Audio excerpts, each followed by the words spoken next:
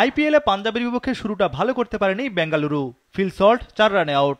বৃষ্টির কারণে ম্যাচ কমিয়ে আনা হয় 14 ওভারে। এবারও ব্যাট হাতে ব্যর্থ কোহলি। মাত্র 1 রানে আউট এই ব্যাটিং জিনিয়াস। 2টি উইকেটই তুলে নেন পাঞ্জাবের বাঁহাতি pacer Arshdeep Singh. Liam Livingstone 4 রানে আউট। পাওয়ার প্লের 4 ওভার শেষে বেঙ্গালুরু তোলে 3 উইকেটে 26 রান।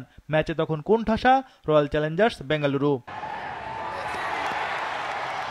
জিতেশ শর্মা ও ক্রুনাল পান্ডিয়া দ্রুত আউট হলেন। জিতেশ 2 রানে, ক্রুনাল আউট 1 রানে। 7 ওভারে বেঙ্গালুরু তোলে 5 উইকেটে 39 রান।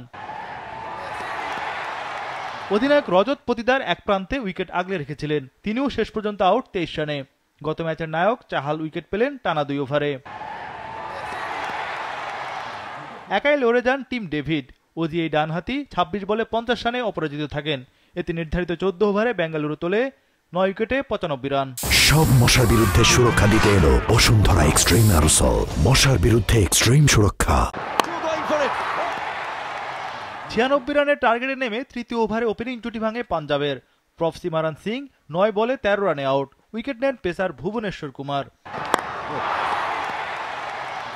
আরেক ওপেনার প্রিয়াংশু আর্য আউট 11 বলে 16 রানে। এবার উইকেট নেন পেসার জশ হ্যাজেলউড। 4 ওভার শেষে পাঞ্জাব কিংস তোলে 2 উইকেটে 33 রান। তবে জশ ইংলিশ ও শ্রেয়াস আইয়ারের ব্যাটে চালকের আসনে পাঞ্জাব কিংস। 7 ওভার শেষে পাঞ্জাব তোলে 2 উইকেটে 50 রান। বাকি 7 ওভারে দরকার আরও 46 রান।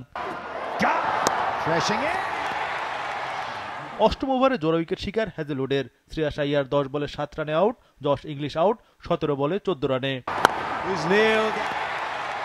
পাঞ্জাবের আস্কিং রান রেট নাগালের মধ্যেই ছিল। 11তম ওভারে এলো 15 রান। শেষ 18 বলে পাঞ্জাবের দরকার 17 রান, হাতে 6 উইকেট।